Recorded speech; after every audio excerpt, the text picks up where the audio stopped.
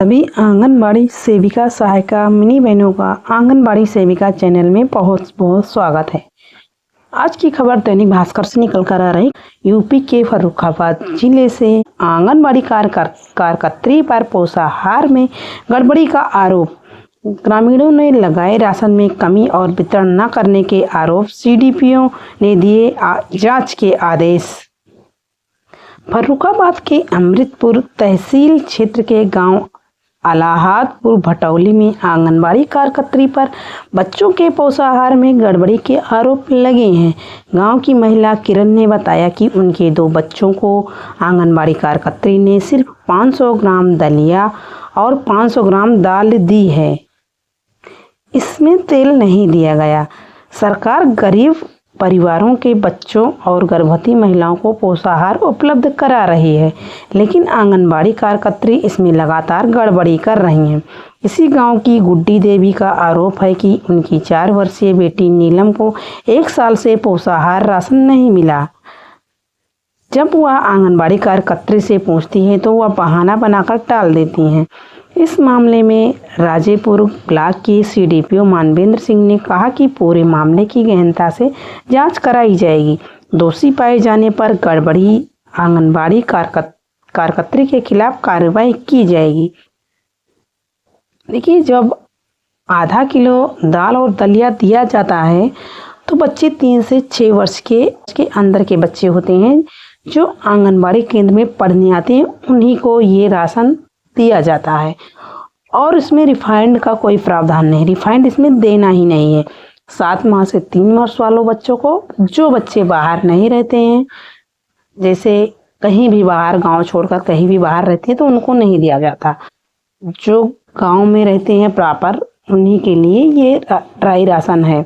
अब तो बदलाव इतने हो गए हैं कि उनका ई-केवाईसी और फेस कैप्चर जब तक नहीं होगा, ड्राई राशन दिया ही नहीं जा सकता। हम लोग कितना भी किसी को देना चाहें, दे नहीं सकते।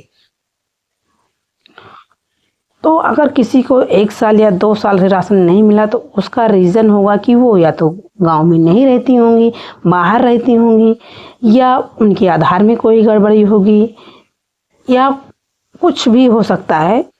ऐसा नहीं कि कार्यकर्ता टाल मटोल करेंगे। जब भाई आपका कागज़ ही नहीं दुरुस्त रहेगा, आधार कार्ड ही नहीं सही रहेगा, मैं ये नहीं कह रही हूँ कि ऐसा है, ऐसा हो सकता है संभवतः।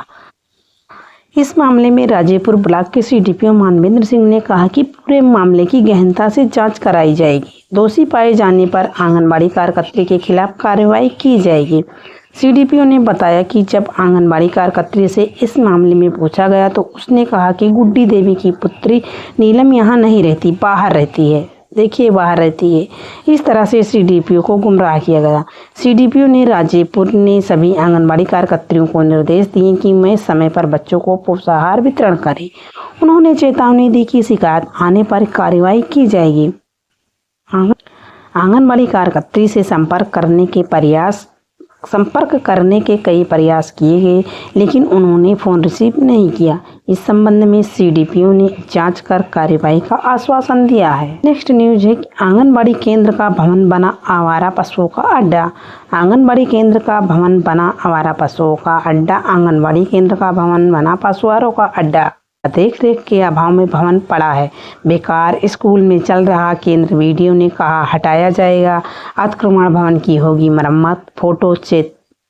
फोटो मरम्मत। आंगनबाड़ी चेवाड़ा के मताल चौक के पास बेकार पड़ा आंगनबाड़ी केंद्र का भवन। चेवाड़ा संवाददाता नगर पंचायत के अम्बेडकर चौक के निकट लाखों रुपए की लागत से आंगनबाड़ी केंद्र का निर्माण कराया गया था। कुछ दिन यहां आंगनबाड़ी केंद्र संख्या 31 दक्षिणी भाग का संचालन भी किया गया, लेकिन बाद में इस भवन में केंद्र का संचालन बंद कर दिया गया। देख रेख में अभाव में लाखों की लागत से बने भवन में असामाजिक लोगों का कब्जा हो गया। यहाँ पर आंगनबाड़ी भवन के लिए हम लोग परेशान हैं। कहीं कहीं पर आवारा पशु बांधे जा रहे हैं। वीडियो देखने के लिए आप लोगों का धन्यवाद।